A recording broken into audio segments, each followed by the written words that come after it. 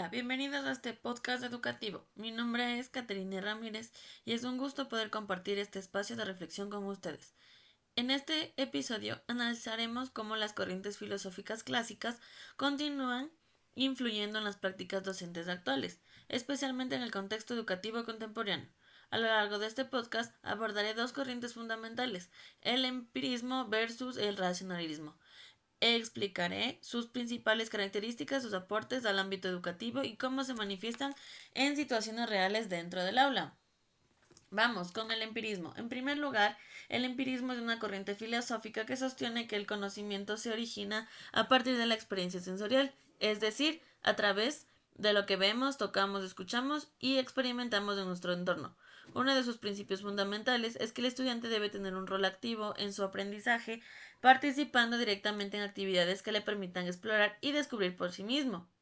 En la educación actual, este enfoque es muy evidente, especialmente en niveles como la educación inicial. Por ejemplo, cuando una docente desea enseñar a los niños sobre texturas, no se limita a explicarlas verbalmente, sino que les proporciona diferentes materiales como arena, algodón, agua o plastilina para que los manipulen. De esta manera, los niños no solo escuchan la información, sino que la viven, la sienten y la comprenden desde su propia experiencia.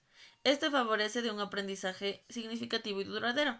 Otro ejemplo también puede ser que se puede observar en actividades experimentales como cuando los estudiantes realizan pequeñas experiencias científicas, por ejemplo, mezclar agua con diferentes sustancias para observar cambios.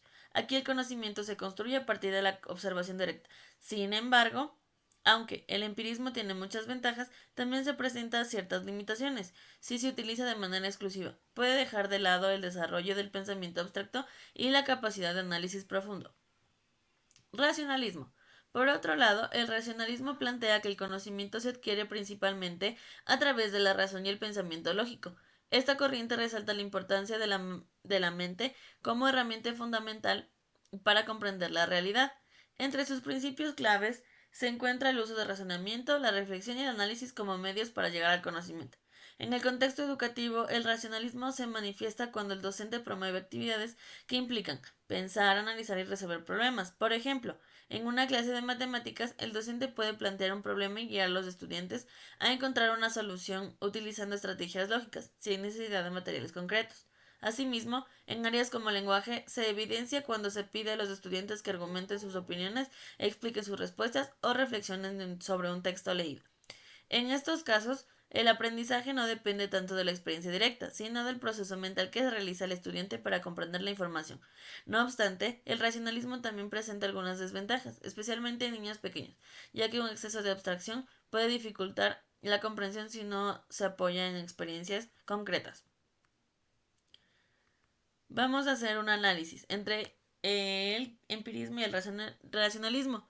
Cuando comparamos estas dos corrientes, se puede identificar que ambas buscan explicar el origen del conocimiento, pero lo hacen desde perspectivas diferentes. El empirismo se basa en la experiencia y la intención con el entorno, mientras que el racionalismo se centra se centra en la razón lógica y el pensamiento. Una similitud importante es que ambas reconocen al estudiante como un sujeto activo en el proceso de aprendizaje, aunque difieren en la forma de que construyen el conocimiento. En cuanto a sus diferencias, el empirismo prioriza la práctica y la experimentación, mientras que el racionalismo prioriza la reflexión y análisis.